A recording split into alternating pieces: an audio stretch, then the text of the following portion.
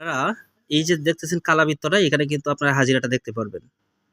এই আমলটা এমনভাবে বলে দিব যেভাবে করলে আপনারা এখানে হাজিরা দেখতে পারবেন। এখন আপনারা অনেকেই বলেন যে অনেক হাজিরা আছে সেটা দেখা যায় না।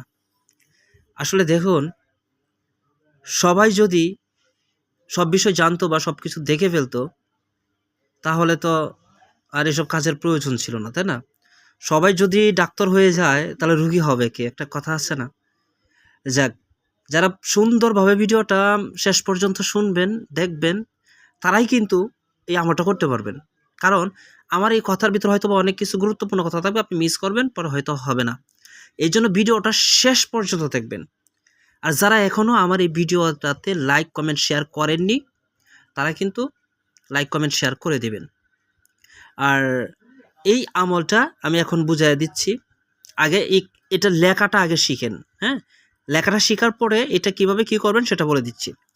দেখুন, প্রথমেই আপনারা একটা সাদা পেজ নিলেন, পেজ নেওয়ার পর আপনারা এইখানে ৪ টা দাগ দিবেন, হ্যাঁ? ১ টা, ২ টা, ৩ টা, ৪ টা। এইভাবে ৪ টাই হবে। ১ টা, ২ টা, ৩ টা, ৪ টা। এইভাবে ৪ টা, এভাবে ৪ টা দাগ দেওয়ার পরে মধ্যখানের যে ভিতর আছে এটা একবারে কালো করে ফেলবেন। আমি যেভাবে কালো করে ফেললাম। করার পরে আপনারা এখানে লিখবেন ইয়া জিবরাইল, আর এখানে লিখবেন ইয়া মিকাইল, এখানে লিখবেন ইয়া ইসরাফিল, এখানে লিখবেন ইয়া আজরাইল। এটা লিখবেন। লেখার পরে এখানে যে বিসমিল্লাহ রয়েছে ৭, ৮, ৬ এটা লিখবেন। লেখার পর এখানে যে সংখ্যাগুলি রয়েছে এই সংখ্যাগুলি এখানে তুলে ধরবেন। তো এই সংখ্যাটি এখানে তুলে ধরার পরে আপনারা দেখেন এখানে যে একটু কাটাকাটি হয়েছে, এই কাটাকাটিটা কিন্তু এখানে এভাবে রাখা যাবে না। এই যে এখানে ৫ আছে, এটা কিন্তু ৫, বুঝছেন? এটাও ৫, এটাও ৫, আর এখানে এটা ৪। এই যে এখানে যে এটা রয়েছে না, এইভাবে এখানে ২ টা দাগ দেবেন। আমার একটু কাটাকাটি হয়েছে, আপনার এটা কাটাকাটি করলে হবে না, কাটাকাটি করবেন, আপনারা প্রেস রাখবেন। এরপরে যে আমি যেভাবে যেটি তুলে ধরলাম এইভাবে এটি কী করবেন? তুলে ধরবেন।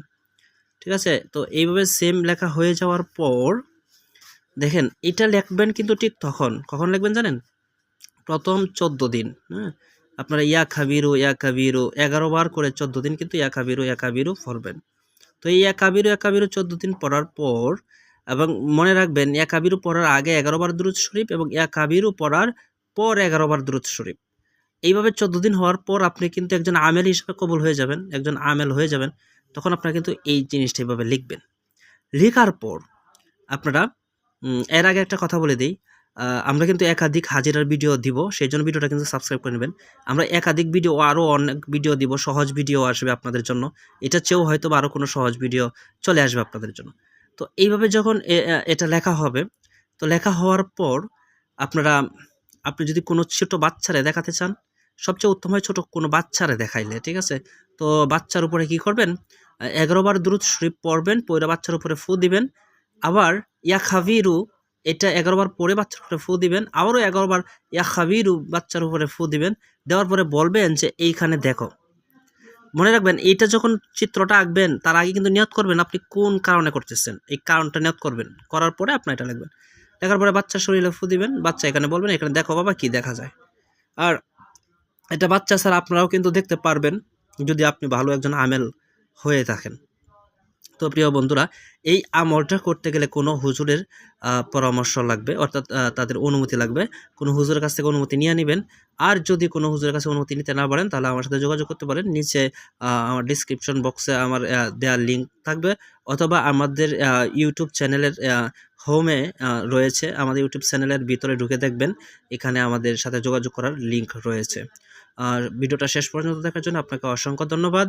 আর আবারও বলছি লাইক, কমেন্ট, শেয়ার করতে ভুলবেন না। ভালো থাকুন, সুস্থ থাকুন। আসসালামু আলাইকুম ওয়া রাহমাতুল্লাহ।